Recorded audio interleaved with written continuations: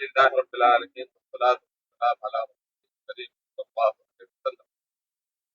میرے محترم دوستوں اور بھائیوں، تین اعمال ایسے ہیں جو انسان کے مرنے کے بعد بھی اس کا فائدہ اس کو پہنچتا رہتا ہے۔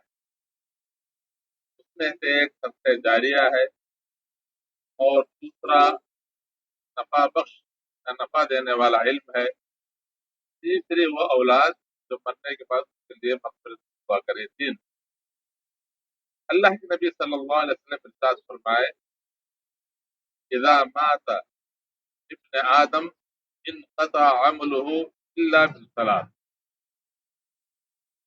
جب آدم کی اولاد یعنی انسان جب مر جاتا ہے اس کا عمل منقطع ہو جاتا ہے،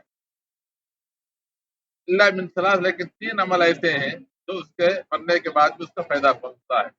صدقۃ جاریہ، دوسرا او علم ينتفع به، یا وہ علم جس سے لوگ فائدہ اٹھائیں، اور تیسری چیز جو ہے او ولد صالح، وہ نیک اولاد، یدعو له، جو اس کے مرنے کے بعد اس کی مغفرت دعا کرے۔ تین تو انشاءاللہ ایک کے بعد ایک جو ہے نا، آج جو ہے نا صدقہ جاریہ کیا ہے، اور اس کے بعد پھر جو ہے علم، اس کے بعد پھر جو ہے نیک اولاد۔ تو آج صدقہ جاریہ کا معنی یہ ہے، یا صدقہ جاریہ سے مراد یہ ہے کہ وہ صدقہ جو دیر تک یعنی تا دیر لوگ جو ہے نا اس سے فائدہ اٹھائیں صدقہ جاریہ سے۔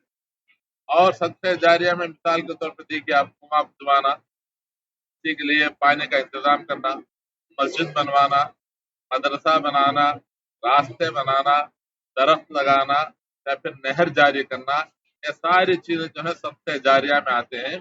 جب تک یہ چیزیں رہیں گے لوگ اس سے فائدہ اٹھاتے رہیں گے، اس کا ثواب مرنے والے کو پہنچتا رہے گا۔ تو اللہ سے دعا کریں کہ اللہ تعالیٰ مجھے اور آپ کو صدقہ جاریہ کرنے کی توفیق عطا فرمائے۔ جزاک اللہ خیرا۔